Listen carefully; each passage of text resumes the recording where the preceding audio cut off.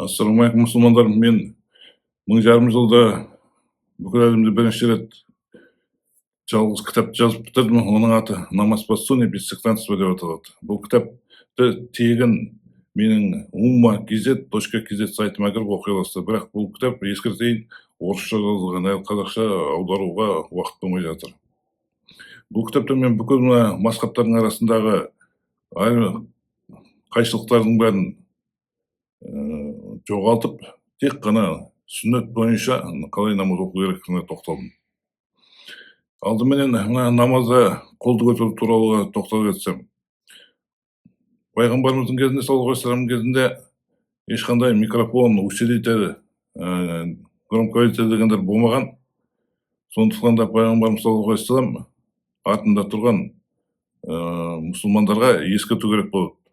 Қалай намаздың басталғанын және қалай руку жасайтынын, қалай сәжде жасау керек екенін.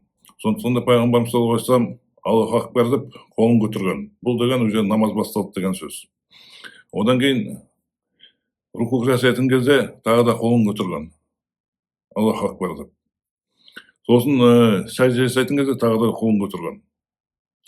Ал енді кейінірек, бірнеше жылдан кейін уже сахабалар бәрі үйренген кезде пайғамбарымыз қолын көтермеген. Тек қана намаз басталған кезде ғана көтерген. Бұл туралы ондаған хадистер бар. Сондықтан да мұсылмандар жоқтан өзге қайда жоқ бір айырмашылықтар, қайшылықтарға қарап, біріңмен бірің соғысып шуласпаңдар.